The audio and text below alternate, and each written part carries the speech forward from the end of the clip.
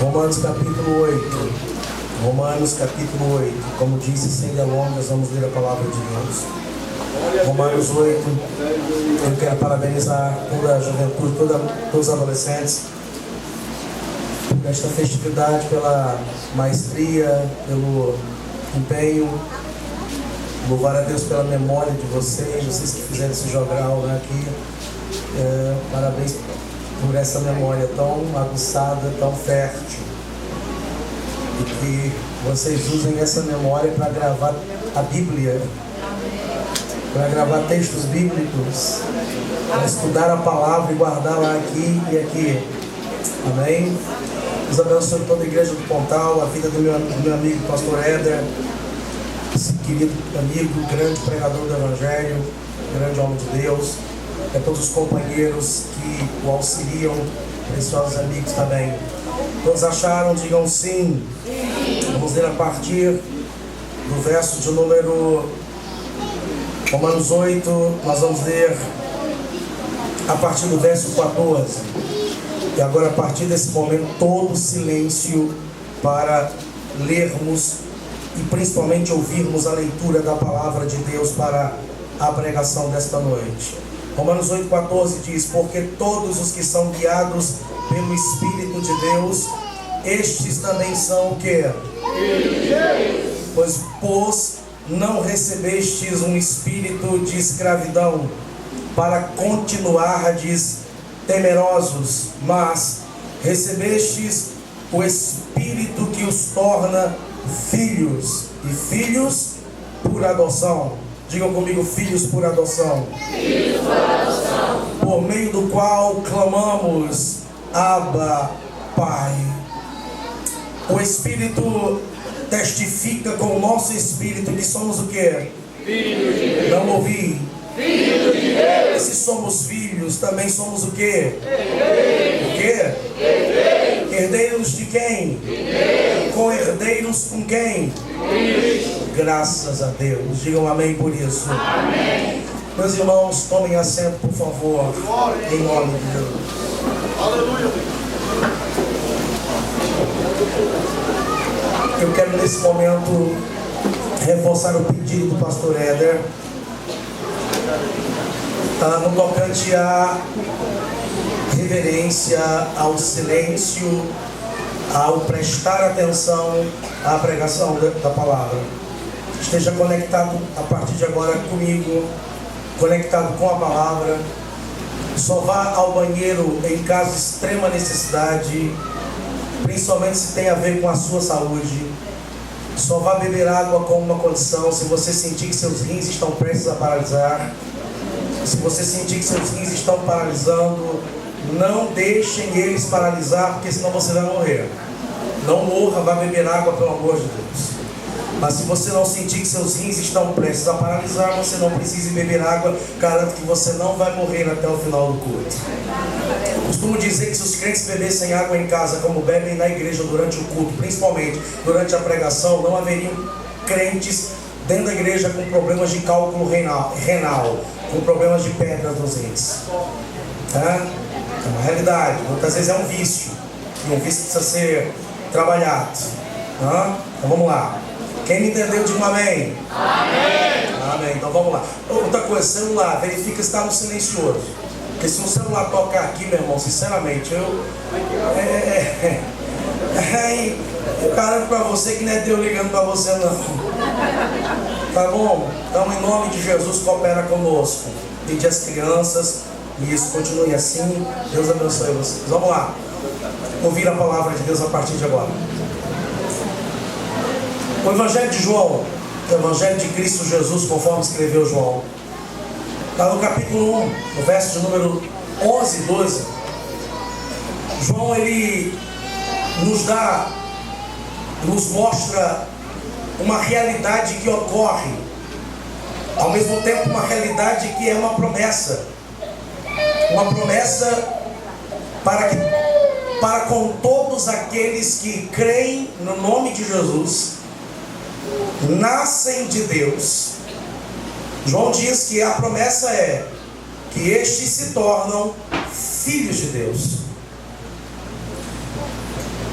quando a Bíblia diz que nós nos tornamos filhos de Deus, nos tornamos porque, como disse João capítulo 1, verso 11 e 12, porque cremos no nome de Jesus, porque por intermédio do Espírito Santo nascemos de Deus, e através do sacrifício salvífico da cruz, o sacrifício substitutivo, quando olhamos para este sacrifício, quando aceitamos, quando cremos, quando recebemos Cristo em nossas vidas, então nos tornamos filhos. Porque antes disso, segundo a Bíblia, somos apenas criaturas, e criaturas destituídas da glória de Deus por causa do pecado. Somos apenas criaturas que estão separadas do Criador. Como diz a Bíblia, somos apenas inimigos de Deus por causa da prática desenfreada do pecado que está intrínseco em nós, que é inato à nossa natureza. Mas depois que nos tornamos filhos de Deus por Cristo Jesus, por intermédio de Cristo Jesus, através do seu Espírito se movendo dentro de nós, somos então confirmados, testificados no céu por Deus. Vou usar aqui uma linguagem alegórica, uma linguagem ilustrativa. No cartório do céu, somos registrados como filhos autênticos e legítimos do Todo-Poderoso. Porém, Paulo, na revelação que ele nos vislumbra aqui em Romanos 8, a partir do verso 14, Paulo, ele deixa claro que nós somos filhos, mas somos filhos adotivos. Somos filhos por adoção. O que significa que nós, na realidade, fomos achados, fomos encontrados. Não éramos filhos, não tínhamos tal dignidade, mas a graça do Todo-Poderoso, ela nos alcançou, nos envolveu, nos abraçou, e como imã, nos atraiu aos braços do Eterno, e nos tornamos então filhos dele, adotivos, por intermédio de Cristo Jesus, sob o testemunho do Espírito Santo em nós. Agora, quando Paulo fala sobre adoção, para compreendermos esse texto, é preciso analisarmos aqui algumas coisas. E quando eu falo de adoção, de filhos adotivos, ainda hoje é uma questão traumática que envolve a alma, os sentimentos, o coração emocional de filhos que são adotados porque obviamente foram rejeitados ou ficaram órfãos cedo demais. E para você ter uma ideia, em quase todas as culturas, filhos adotivos, eles são inclusos no contexto familiar, da família que o adota. E em algumas culturas, eles não têm os mesmos direitos que os filhos biológicos, que os filhos genéticos. Aqui no Brasil, até a década de 80, não havia leis que davam direitos a filhos adotivos de herdarem a herança de seus pais que os adotavam, melhor dizendo.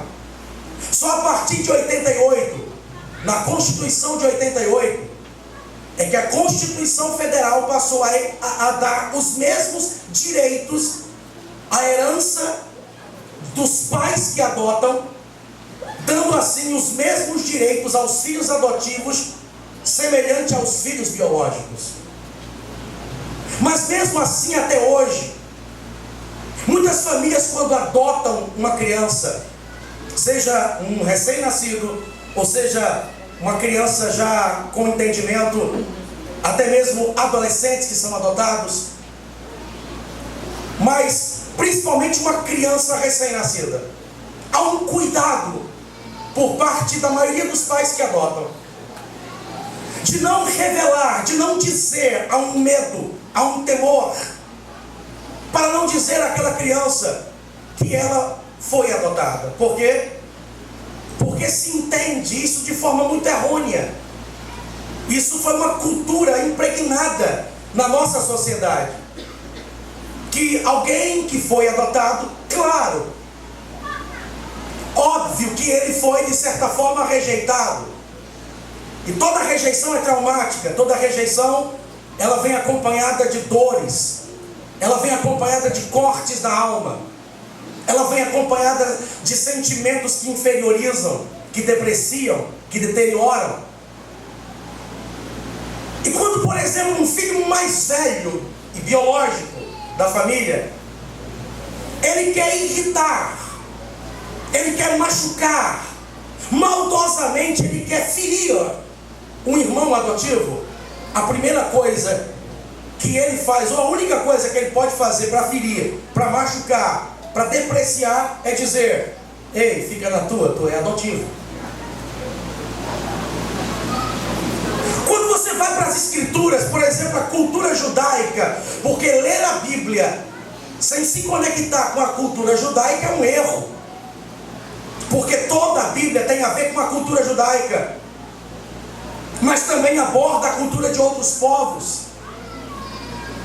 E a cultura judaica, o filho biológico, é óbvio que ele era extremamente privilegiado, e é claro, e é justo.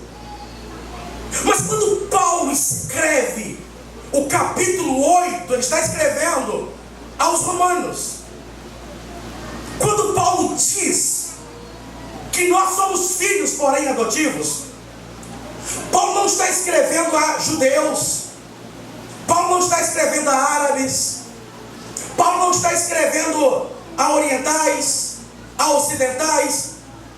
Paulo está escrevendo especificamente a romanos. Glória a Deus. Há uma cultura que era diferente, que entendia, que agia de forma diferente das demais culturas no que diz respeito a filhos biológicos e filhos adotivos. Glória a Deus. E só para você ter uma ideia do trauma que é para muitos filhos adotivos, eu quero contar uma história para vocês, antes de falar, antes de expor, antes de explanar, antes de dirimir, antes de extrair a revelação contida em Romanos capítulo 8, do verso de número 14 ao 17. Mas eu preciso contar para vocês esse testemunho de uma experiência que eu tive, eu junto com a minha esposa. Uma experiência de alguns anos atrás, quando eu cheguei em casa e estava lá um amigo meu. E este amigo era a segurança de uma mulher muito rica, muito próspera financeiramente. E ele havia levado para minha casa a filha desta mulher. E ele a levou praticamente quase que amarrada, manietada, porque ela tinha tido mais um surto psicótico de uma coisa que era corriqueira e que era normal. E toda vez que ela surtava psicoticamente, e que na realidade também era uma ação de demônios, de opressão maligna, ela fugia de casa e ficava às vezes um mês fora de casa. E quando a mãe ia procurá-la, a encontrava debaixo das pontes, ou a encontrava em praças junto de drogados, de cheiracolas. Encontrava ela maltrapilha, fedida, cheirando cola, fumando maconha. Ela também era viciada em cocaína, também era viciada em crack. E a mãe então a trazia de volta para casa, e dava todo um tratamento para ela, levava para uma clínica, e depois que ela estava tudo ok, passando-se dias ou meses, voltava tudo, infelizmente, àquela anormalidade, porque não era normalidade. E nesse dia, esse amigo meu, que era segurança da mãe e segurança particular também da filha, desta jovem, Ele a levou para minha casa porque ele viu um comportamento estranho nela. E ele entendeu que por trás daquilo ali havia uma ação espiritual. E ele levou para minha casa e disse assim: pastor, cuidado. Ela está sentada no sofá da sua sala. Mas o senhor não se aproxime muito, porque ela pode machucar o senhor. Que ela costuma fazer isso. Ela machuca até a mãe dela. Eu disse: não se preocupe, deixa comigo. E eu entrei dentro de casa, sentei no sofá, e ela estava com as mãos desse jeito, com um semblante desfigurado, respirava ofegante. E eu sentei, mas não fiz o que costumeiramente a gente costuma fazer: colocar a mão sobre a cabeça e expulsar o demônio. Eu senti uma direção, veio um mover no meu coração para cantar. Eu sentei no sofá junto dela e cantei, comecei a cantar. E quando eu comecei a cantar: quando o vento soprar, tudo vai se mover, tudo volta ao lugar. Quando o vento soprar. Quando eu comecei a cantar, automaticamente as mãos dela voltaram ao normal. O semblante que estava desfigurado voltou ao normal, e lágrimas copiosas começaram a rolar dos seus olhos. Ela que parecia que estava grudada no sofá, como se houvesse um magnetismo, um imã que a grudasse no sofá. Eu percebi que o corpo dela relaxou. E eu continuei cantando até que eu parei de cantar. E aí coloquei a mão sobre a cabeça dela. E até pensei que ia haver uma estripulia, pensei que ia haver uma manifestação daquelas assim bem pesadas. Mas acontece que eu não orei nesse sentido. Eu orei, repreendi, mas pedi para que o Espírito de Deus curasse, tocasse e sarasse as feridas da alma daquela menina, porque senti muita dor, muitas feridas, muitos traumas dentro dela. E ela chorava copiosamente. E eu comecei a ter uma conversa com ela. E eu disse assim: faz de conta que o teu segurança não está aqui, faz de conta que não tem ninguém, só tem eu, você e Deus, e a minha esposa aqui do lado. E eu queria saber por que você age desse jeito. Porque eu soube que você é de uma família bastarda, sua mãe é rica. O meu amigo tinha me dito que se ela quisesse um carro do ano, a mãe dava. Se quisesse tudo, as melhores faculdades, melhores roupas, viagens internacionais, ela tinha de tudo na mão. E aí ela olhou para mim e disse assim: mas quem disse que essa senhora é minha mãe? Eu sou filha adotiva. E eu disse para ela: não importa, mãe de verdade é aquela que ama, é aquela que cuida, é aquela que zela, é aquela que abraça, é aquela que ama. Mas aí ela olhou para mim e contou um pouco da história dela. E eu confesso para vocês que eu fiquei muito, mas muito entristecido e emocionado quando escutei aquela história. Ela disse assim: deixa eu contar para o senhor o que aconteceu comigo quando eu era pequenininha. Quando eu tinha entre 7 a 8 anos de idade, eu lembro como hoje, minha mãe biológica, a minha mãe de verdade, ela me levou para a rua e ela me obrigou a sentar, encostar no muro e ficar sentado.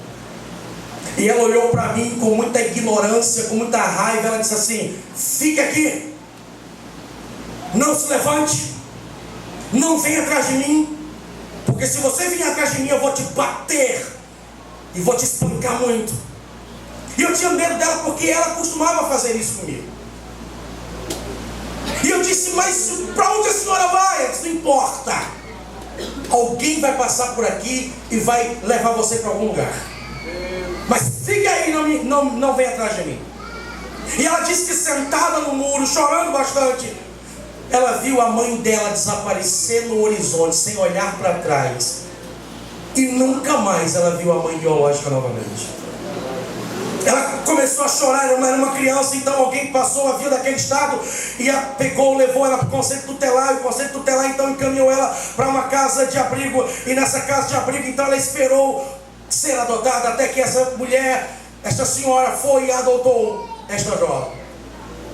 E eu olhei para ela e disse: minha filha, a tua história é triste, mas escuta isso. Deus é tão bom que preparou uma mãe verdadeira. para amar e cuidar de você e dar a você o que tua mãe biológica nunca deu. E nunca vai dar. Mas ela começou a chorar mais ainda, olhou para mim e disse assim: mas pastor, me responde uma coisa. O que foi que eu fiz para minha mãe de verdade me abandonar? Por mais má que ela seja, eu sinto falta dela. E o que foi que eu fiz de errado? Porque se você não sabia, o sentimento de culpa é uma das coisas que mais atormentam um órfão ou um rejeitado. Porque além da rejeição, ele tem um sentimento que pesa a consciência dele, como se ele fosse de alguma forma culpado por ter sido rejeitado por seus pais. E ela me perguntou: o que foi que eu fiz? É por isso que eu sou assim. Claro que não justifica. Quando a gente olha para esse texto de Paulo, quando a gente lê Paulo dizendo que nós somos filhos e filhos adotivos. Eu conheço história de filhos adotivos que quando leram esse texto ficaram tristes. Eu conheço história de gente que foi rejeitada e quando leu esse texto assim, disse assim: mas até com Deus a minha relação é de adotivo. Ou seja, eu não sou tão amado assim, até de Deus, assim. Mas o grande problema é quando a gente lê a Bíblia, quando a gente lê as Escrituras, sem estudá-la, sem pesquisá-la, e sem entender o espaço, o tempo, a geografia, para quem estava sendo escrito. E quando eu descobri na cultura romana, nas leis romanas, o que era a relação do romano com o filho biológico e o filho adotivo, eu vou dizer uma coisa para vocês, para muitos que ainda não sabem, talvez a maioria, é algo para você levantar as mãos e dar muito glória a Deus. Porque Paulo sabia o que estava falando. Que Paulo era conhecedor profundo da cultura romana, até porque Paulo era cidadão romano. Ele era judeu geneticamente, ele era judeu de nascença, mas ele era um cidadão romano, título que ele adquiriu por parte do pai dele. Agora me escute atentamente. Como era a questão filho biológico, filho adotivo na cultura romana? Eu vou te explicar.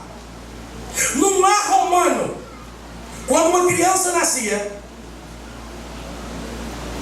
a criança ficava 9 dias sem receber um nome. Durante 9 dias, logo após seu nascimento, não se dava nome a essa criança. E acontecia todo um ritual que na língua romana, a língua latina, é chamada de dias lústricos, que significa dias de consagração. No 9º dia, escute atentamente, por favor, dobre sua atenção. No 9º dia, que dia? Que dia? No 9º dia, a mãe pegava o bebê, colocava ele no chão, se afastava da criança e deixava a criança no chão. Aí o pai, o líder da casa, o patriarca, o chefe de família, ele então se aproximava da criança que estava no chão, e ele tinha 2 atitudes a tomar.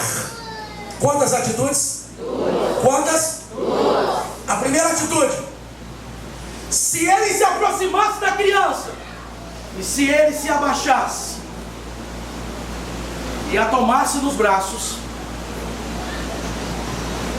significava que aquele pai estava aceitando aquela criança. Ele a tomava nos braços e dizia: meu filho, meu herdeiro. Mas muitas vezes acontecia o contrário. O pai olhava a criança e se ele percebesse algum defeito físico, se ele visse algum problema relacionado à saúde dela, se ele tivesse algum pressentimento estranho, ele virava de costas e saía. E aquilo significava: não quero essa criança. Ele rejeitava o filho das suas entranhas, ele rejeitava o filho biológico, e não tinha conversa. E é claro que o não me permite descrever para vocês quais eram os motivos. Tinham muitos motivos. Mas o fato é que a criança biológica era rejeitada. Em detalhe, na lei romana não havia nenhuma prerrogativa que dissesse que aquele pai era obrigado a ficar com aquela criança. Significa que o filho biológico era desprotegido por lei. Se ele fosse rejeitado, acabou. Quem está me entendendo até aqui? Agora, como era a relação com a cultura romana e o filho adotivo? Ah, meu irmão, presta atenção, por favor. Estou terminando, escuta isso. Já em relação a um filho que era adotado, era diferente. Quando um casal, quando uma família romana adotava um filho, na maioria das vezes era um adolescente, era um jovem, rejeitado, porque os rejeitados, eles iam ser escravos, eles iam trabalhar para comer, eles não eram ninguém. Muitos eram acolhidos por famílias para trabalhar para aquela família. Sem contar que na cultura grega, filhos que nasciam com defeitos físicos, na cultura grega, em alguns lugares, eles eram jogados de despenhadeiros. Havia culturas que pegavam filhos que nasciam defeituosos e levavam para as matas e os deixavam lá para serem devorados por feras. E na cultura romana também acontecia coisas semelhantes. Só a partir de 318, quando Constantino, o imperador Constantino, que se tornou cristão, foi a partir de Constantino que foi elaborado, que foi legislado uma lei romana que punia com pena de morte pais que rejeitassem filhos. Mas até então, escute, eu disse que o filho biológico era rejeitado e não havia lei que o protegesse, mas o filho adotivo era diferente. Quando um casal romano, uma família romana adotava uma criança, um garoto, sabe o que a lei dizia? Que aquela criança, aquele filho não podia ser rejeitado. Quem adotava tinha que assumir a adoção para o resto da vida. E detalhe, as leis de Roma davam ao filho direito a toda a herança do pai. Glória a Deus. Catuca alguém do lado aí, eu ainda não pedi para você fazer isso, então mexe com alguém do lado mesmo. Já começou a entender Romanos 8, 14?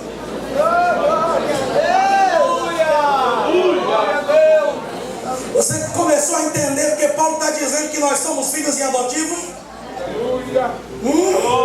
E Paulo ainda diz que somos herdeiros e co-herdeiros com Cristo.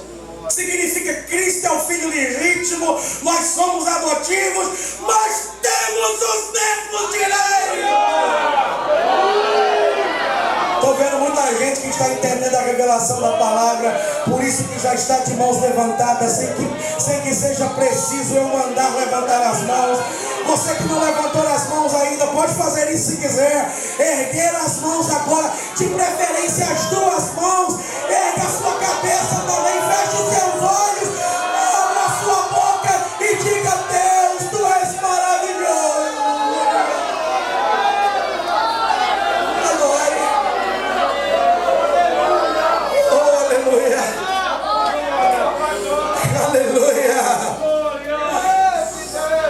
E sabe por que um filho adotivo na cultura romana, meu amigo pastor Éder, ele era, de certa forma, até mais privilegiado que o filho biológico?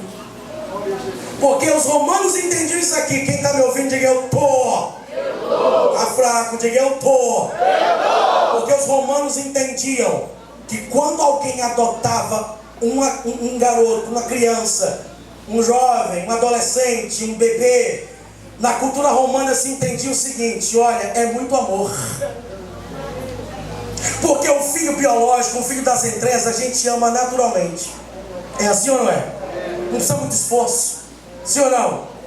Mas na cultura romana eles entendiam assim: olha, um casal, uma família resolve adotar alguém que não nasceu do meio deles, que não é da genética deles, que veio de outra família que eles nem conhecem, eles nunca viram na vida, e resolvem acolher, dar a mão e adotar como filho, como membro da família, é porque existe muito amor incondicional nessa história. Por isso que a lei romana dizia: adotou é pro resto da vida, adotou não pode mais rejeitar, adotou pode incluir no testamento da herança.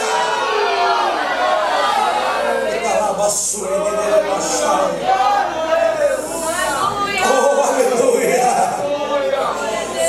E detalhe, meus irmãos, escute isso, já estou partindo para o final. Na história de Roma, do Império Romano, imperadores, muitos deles eram filhos adotivos, para você ter uma ideia. O filho do grande Júlio César, Augusto César, ele era adotivo. E o filho dele, Tibério César, que foi o imperador dos dias de Jesus, também era filho adotivo. Pela segunda vez, toque em alguém, agora coloca a mão assim no ombro, faz um carinho, né? E diga assim para ele, pergunte de novo: compreendes? Tu está entendendo? Agora aperta o ombro dele para ele sentir de verdade mesmo. Começa a sacudir e diz assim: glorifique a Deus adotivo.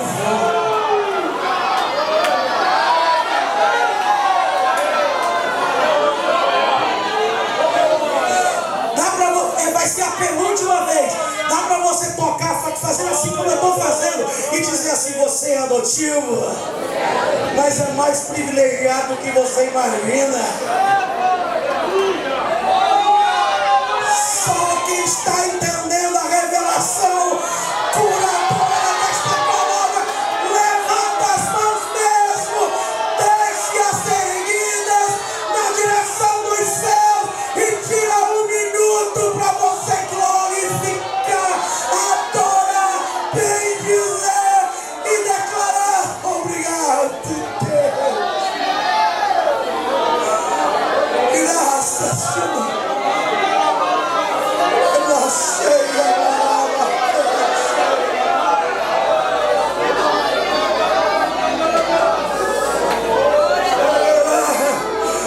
Continua nesse clima de adoração, porque eu quero profetizar nesse momento, debaixo da inspiração desta palavra, que Deus está tratando com corações feridos, machucados, com vidas que um dia foram rejeitadas, com pessoas que um dia foram excluídas. Deus está te dizendo: ei, você não tem mais motivos para chorar. Eu te acolhi, eu te adotei, eu te trouxe para perto de mim, eu te inseri na minha família, eu coloquei teu nome no meu testamento.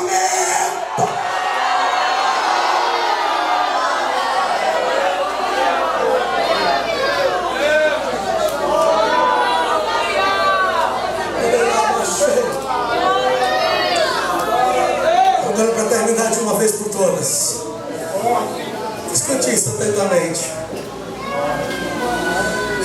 Vamos fazer a ilustração disso aqui, a comparação disso aqui com Jesus. Deus Pai, Jesus, o irmão mais velho, o filho primogênito, e nós. Preste atenção, por favor. Pelo amor de Cristo, triplica a tua atenção, sem conversa. Por favor, se vocês estão atentos, estão muito parabéns, muito obrigado. Vocês atenderam o pedido que eu fiz, mas eu peço a vocês, fiquem mais atentos agora, porque o melhor vem agora. Um dia, escuta isso, 2000 anos atrás, Jesus está pendurado na cruz. Levanta a cabeça assim comigo. De preferência, fechem os olhos, todos, por favor. Os que querem, ninguém é obrigado, mas eu convido você a fechar os olhos, caso você queira. Aí na cabeça assim. E eu quero que você tenha uma visão. Faça sua mente voltar a 2000 anos atrás. Contemple Jesus pendurado na cruz do Calvário. O teu irmão mais velho, o primogênito do Deus vivo, o biológico de Deus,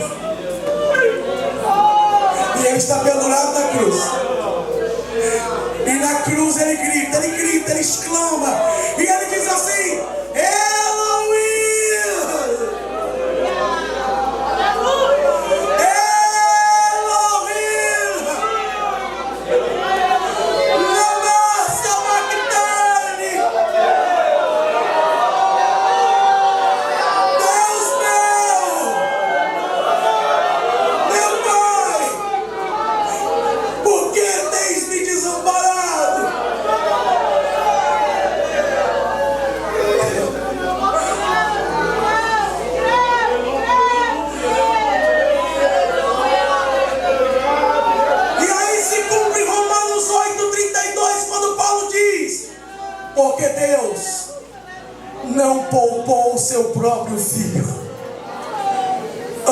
o entregou por amor de todos nós. O que significa? Na cruz, o filho biológico, legítimo, naquele momento, naquele instante, por causa do sacrifício, por causa do pecado da humanidade, é rejeitado pelo Pai. Mas na hora que é rejeitado pelo Pai, Ele está adotando todos nós. Então levanta as tuas mãos de novo, de novo, de novo. E por favor, tire mais um minuto para você adorá-lo. Se você está entendendo a revelação desta palavra.